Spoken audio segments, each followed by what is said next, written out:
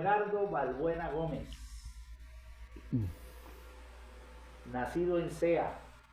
Hoy vamos a hablar en esta primera parte del programa de personajes. Es un personaje, una personalidad y es un referente de nuestro municipio. Jovito, estamos en su casa, donde nació, donde dio sus primeros pasos, donde conoció el trabajo y la entrega por el pueblo, desde donde conoció a los que han hecho la serenidad. Por eso es presidente del Centro de Estudios de la Serenidad. Don Jovito, saludos a todos nuestros amigos que están viendo Personajes. Muy buenos días, Ramiro. Gracias por esta entrevista que me haces para hablar de mí. Lo voy a hacer con todo gusto y me defines lo que debo decir con respecto a mi nacimiento, a mi niñez, a mi formación. Voy a comenzar diciendo lo siguiente. Mira, yo nací en 1941, siendo Sea un pueblito obviamente mucho más pequeño de lo que es actualmente. Era solamente lo que tradicionalmente hoy día se conoce todavía como el casco central del pueblo. La iglesia, la plaza, las primeras calles. Yo nací en ese pueblo pequeño, hace 84 años prácticamente. Pero Sea, con esa pequeñez, era muy grande desde el punto de vista productivo.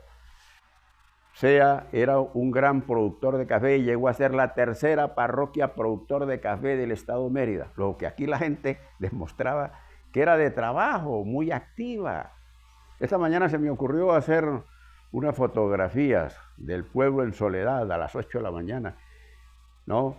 Y se me ocurrió enviar las fotografías hechas para evidenciar esa soledad a mis grupos en WhatsApp, y a su vez les comentaba que el poeta Emiro Duque Sánchez, hace 80 años prácticamente, cuando escribió uno de sus libros, Gleba, que trata sobre el trabajo agropecuario en Sea, señalaba que a las 5 de la mañana el pueblo ya era de movimiento porque estaban los arreos de mulas, no despertando, sino cargando el café que iba al puerto Escalante. Entonces Sea, a esa hora, a las 5 de la mañana, era un pueblo completamente activo, mientras que hoy, después de 80 años, es un pueblo solitario. ¿Por qué? Porque hoy día no producimos lo que antes producimos. Yo nací en ese ambiente de trabajo. Mi papá era herrero. Herrero de los arreos de mulas, ¿no? Porque no habían carreteras. Era un pueblo aislado en el mundo, pero muy rico en trabajo y en producción, diferente al de ahora. Pero ese ambiente en el que yo nací y me formé como niño, me hizo hombre o niño de trabajo. Yo fui vendedor de pasteles, yo vendía helados, tuve mi propia heladería siendo un niño a los 12 años. Mi mamá era una mujer de mucho trabajo, aquí haciendo comidas, tenía pensión. Aquí comían, llegó un momento en que comían aquí en mi casa como pensión de venta de comida, 20, 30 personas. Fueron los tiempos en los años 50 de construcción del Grupo Escolar Félix Román Duque, del dispensario, ¿no? Del ambulatorio rural, el asfaltado de las calles, la construcción de la Capilla del Niño. Había una inmigración italiana sumamente interesante, el pueblo lleno de gente joven, de obreros, de albañiles, de técnicos, que enseñaban a su vez a los sedeños a la construcción. Entonces yo nací, digamos, en un ambiente de trabajo productivo, tanto en el campo como en el pueblo, y eso se me metió a mí acá. Además de que mi papá y mi mamá me enseñaron, porque fueron de mucho trabajo. Yo tomé conciencia del trabajo y hoy día, a mi edad, con 84 años, yo sigo trabajando y no quiero dejar de hacerlo, porque yo me formé en el trabajo y para el trabajo. Entonces yo hice cosas de niño y a su vez iba a la escuela. Mi primera maestra en kinder, cuando ingresé a los 7 años, porque el sistema educativo nacional, ¿no?, sin educación preescolar, solamente comenzaba en a los 7 años. Y a esa edad yo entré a la escuela. Mi primera maestra fue Carmen Teresa Velasco, que Dios la tenga en gloria. Murió recientemente, próxima a cumplir los 100 años.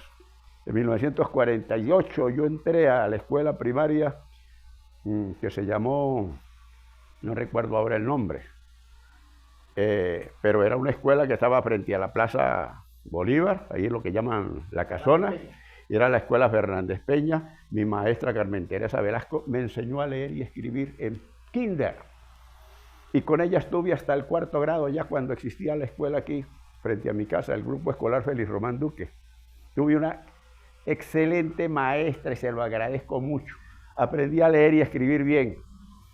Después salí de 6º grado en 1956 y tuve la suerte de conseguir una beca para ir a estudiar en el Liceo Militar Jáuregui, y me hice bachiller en 1961. Y lo voy a decir con honor, dándome yo mismo honores. Mira, yo llegué a ser el 3er alumno de mi promoción de bachillerato, y por eso fui primer brigadier del Liceo Militar Jáuregui en 1960-1961.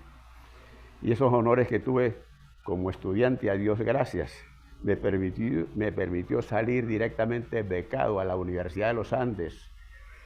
Me hice geógrafo, e igualmente, perdonen, se repitieron los honores, porque yo salí de la Universidad de los Andes, becado igualmente por el gobierno francés, para ir a hacer mi posgrado en París en 1966-1968. Lo que quiero decir con estos honores que me estoy dando es que yo, de niño, en el trabajo y en el estudio de escolar, aprendí a ser responsable, a ser serio, a ser estudioso, a ser aplicado, a ser del trabajo, y así me ha ido bien en la vida. Lo resumo de esa manera. Quiero decir con esto, Ramiro, que al niño bien educado y bien formado en el trabajo se le asegura el éxito y el bienestar para su vida entera. Gracias a Dios, yo soy así, y así he sido. Los profesores, ya hablamos de los profesores en la escuela Fernández Peña y en el Félix Román Duque. Y esos compañeros, porque uno es lo que le enseñan en la casa, lo que lleva en la escuela y con quienes comparte y quienes va haciendo. Esa visión de niño de ese pequeño pueblo, gran productor de café, de panela, de cacao, ¿verdad? Ese intercambio comercial, esa lucha por ser un pueblo próspero. ¿Cómo lo vio usted desde niño? Las calles, los comercios, los personajes de aquel momento, en que usted nos los dibuje, así como dibujó a través de su poesía Emilio Duque Sánchez, las estampas pueblerinas, esa visión que usted tiene del pueblo, de cómo era SEA, cómo eran sus personajes, cómo eran aquellos jóvenes comerciantes y aquellos viejos comerciantes y aquellos señores de SEA del año 40 hasta el año 68. Bueno, voy a decir dos cosas en relación con la que tú me planteas. Primero y principal, ya he dicho que era un pueblo pequeño de mucho trabajo. Pues obviamente que tenía los empresarios del café, especialmente la Casa Adriani, la casa exportadora de café. El café de SEA se vendía en los puertos de Nueva York. E igualmente, por supuesto, que habían los comerciantes relacionados con el trabajo agrícola, ¿verdad? Vendedores de todo tipo de cosas de comercio, porque esa exportación que se tenía del café permitía a su vez importar todo lo necesario, ¿no?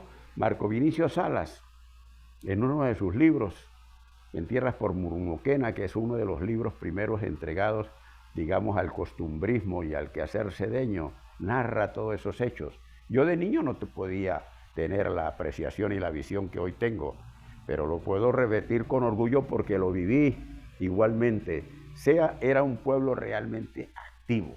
Y desde el punto de vista escolar, pues ya señalé, tuvimos escuelas de primarias muy buenas. Éramos pocos los que teníamos oportunidad de salir de estudio. SEA no tenía liceos, no tenía secundaria.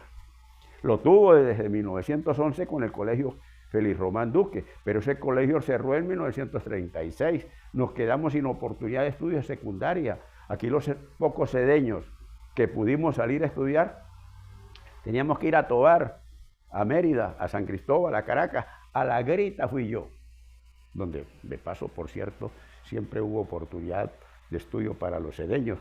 Antes había la escuela de clases, y dada la cercanía y dada la descendencia histórica que nosotros tenemos de la Grita, que nosotros venimos de la Grita, venimos de bailadores, fueron los bailadorenses los fundadores de SEA. Pero bueno, en el momento en que yo nací, eran pocas las oportunidades.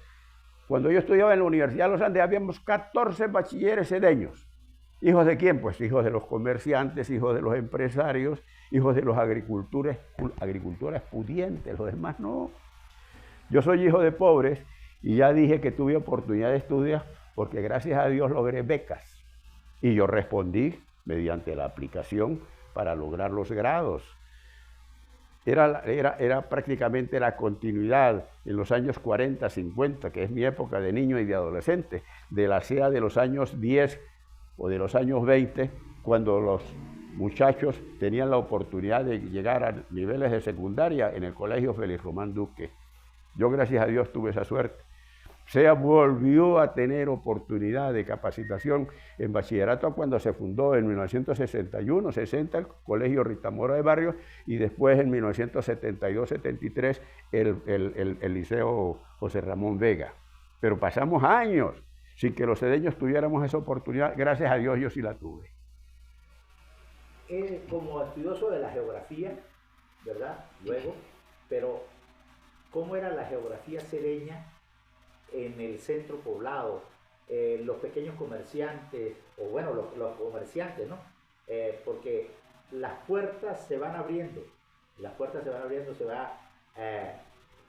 casa va teniendo un comercio, y de una puerta, 2 puertas, 3 puertas, y luego vienen ya los garajes, y vienen ya las casas de diferentes formas. Pero eso fue de acuerdo a la evolución, al trabajo tesonero de esa gente de SEA. Primero los espacios abiertos para las bestias y luego para los autos, pero luego el poder salir de SEA.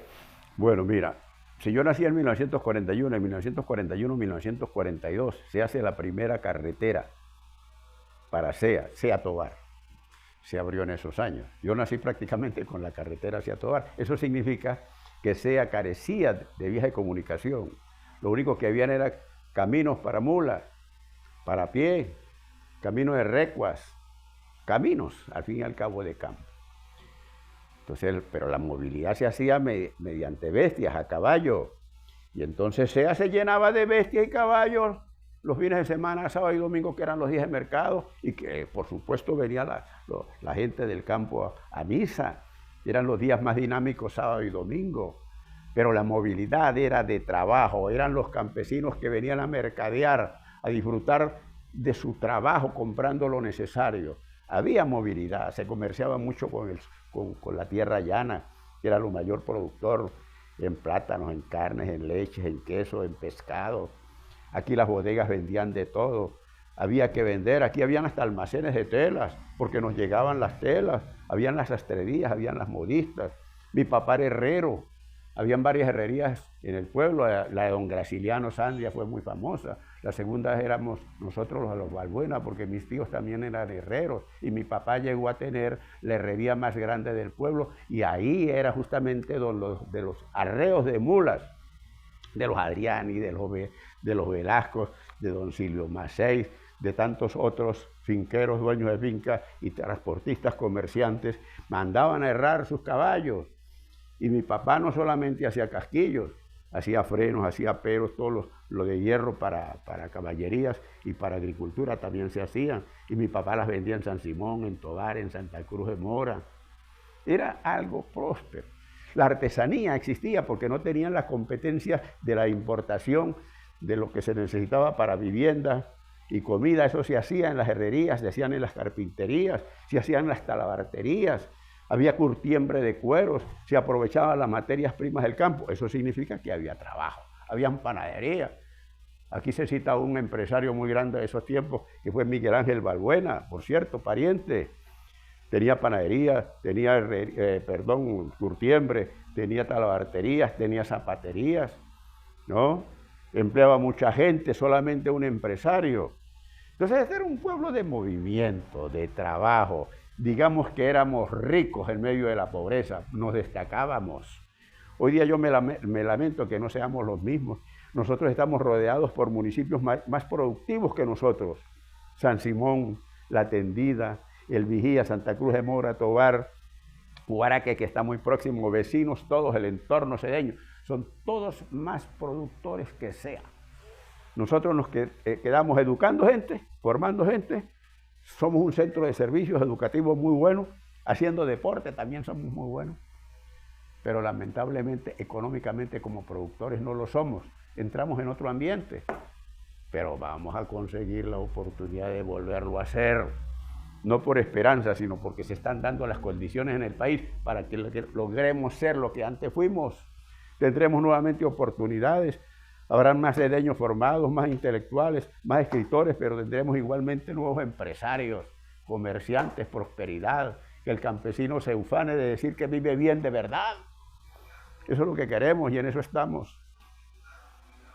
En ese SEA de los trapiches, que nos refleja Gleba, el campesino que ya lo describió, ese olor a la fragua de allá y el sonar de los martillos en la herrería, pero también el sonar de los trapiches, el relinchar de las bestias, esa pequeña ciudad en ebullición y que producía económicamente más que la actualidad. ¿Cuáles eran la base? Era el café, ¿y qué más había? Mira, SEA, desde el punto de vista de su geografía física, tiene ambientes admirables, son una bendición de Dios. SEA tiene un territorio de 128 kilómetros cuadrados de páramo, de piedemonte y de llanura. Quiere decir que tenemos los 3 pisos para producir de todo. Aquí se produce desde hortalizas en el páramo hasta ganadería, plátano y frutos tropicales de tierra cálida en la tierra llana. Y en el piedemonte tenemos café, cacao y todos los demás frutales que hay. Nosotros tenemos una bendición de Dios por tener pisos altitudinales, climáticos, de buenos suelos, que nos permiten ser productores de todo. Y dentro de eso estábamos nosotros de primeros con las 4 o 5 C de la agricultura, que son café, cacao, cítricas, limón, naranja, qué sé yo, caña de azúcar, que tú la mencionas, ¿verdad? Entonces, aquí habían muchos trapiches. ¿Por qué? Porque el valle Murmuquena en el cual estamos nosotros, entre las 2 quebradas, así como el Playón, en el mismo valle hacia arriba, y la tierra llana, ¿no? Pasando por Palmarito, San José, Las Cocuizas y luego Caño el Tigre, tierras muy aptas para la caña. Aquí habían trapiches y olores a panela por todos lados. También fuimos muy buenos productores de caña. Pero bueno, los tiempos cambiaron. Las crecidas arrasaron con el valle, se llevaron los cañamelares, destruyeron los trapiches. Aún nos quedan unos pocos y somos productores de panela, pero no tanto como en antaño. Claro que no. Café, caña, cacao, el renacer del cacao.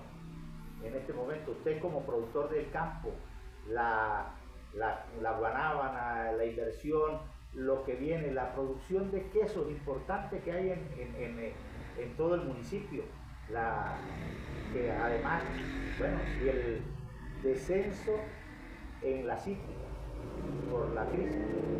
Mira, el cacao, igual que el café, que son productos apetecidos por aroma, está señalado lo siguiente: en el estado de Mérida, por razones de clima, por razones de topografía, de altitud, eso es también una de las tierras benditas para la producción del cacao. Está reconocido en el mercado mundial ya que los cacaos merideños son apetecibles por ser de primera calidad en aroma. Son de los mejores cacaos del mundo. Todo el mundo dice tener el mejor cacao del mundo, pero es que ciertamente, ecológicamente, el estado de Mérida está en condiciones físicas naturales, ¿verdad?, apetecibles para la siembra del cacao. Y hay promoción, nuevamente, hay empresarios, hay intereses económicos en juego para lograr justamente que el Estado Mérida vuelva a ser lo que fue como productor de cacao. Y hay mucho ánimo. Nosotros aquí tenemos la Asociación de Productores o Agroproductores Cedeños, APROACEA, que hemos tratado en los últimos años de capacitar, de tener talleres de capacitación, de motivación, para que el campesino vuelva a tomar justamente el interés en el cacao, que no es planta fácil de tenerla. Usted para tener una buena planta de café, de cacao, tiene que pasar 3 o 4 años con limpia, abono, poda, trabajo, mejorando las condiciones. Y como las condiciones económicas del país son muy difíciles, es muy difícil tener una buena plantación de cacao. Pero hay ánimo, se está reanimando, estamos en búsqueda justamente de ser buenos productores de cacao, de responder a eso que se dice que tenemos los mejores cacaos del mundo. Estamos contribuyendo, yo soy uno de ellos, ahí con mi esfuerzo personal, a mi edad. He llevado poco a poco una plantación de cacao y yo quiero formarme, ando con ansias de serlo, un buen productor de cacao. Entonces, pero no aprendo en el libro, no aprendo en el video, no aprendo en el taller solamente. Yo directamente, por eso que le dije hace un rato que me formé para el trabajo y me gusta el trabajo, yo ando haciendo trabajo de campesino, trabajo de agricultor y tengo directamente asistido por mí una plantación de cacao. Pobremente, mediana, pero con esperanzas de ser grande también en eso. Bueno, hace 26 años hicimos desde el Morro Negro un programa con nuestro amigo, su ahijado Eduardo Díaz, allá. El primer programa subimos a ver porque iba a comenzar la construcción del desarrollo turístico del pueblo. Vamos a dejar para su siguiente programa los personajes de nuestro pueblo. Vamos a narrar a algunas personas, a reconocer, como lo hizo en este momento 2 escritores muy buenos, ¿verdad? Marcos Vinicio Salas, aún vivo, y a Emilio Duque Sánchez, fallecido hace más de 35 años. Y por supuesto, hablamos de docentes, ¿no? Hablamos de los maestros, pero vamos a dejar para un próximo programa para hablar de los maestros de SEA y de los personajes. Muchas gracias, don Jorge.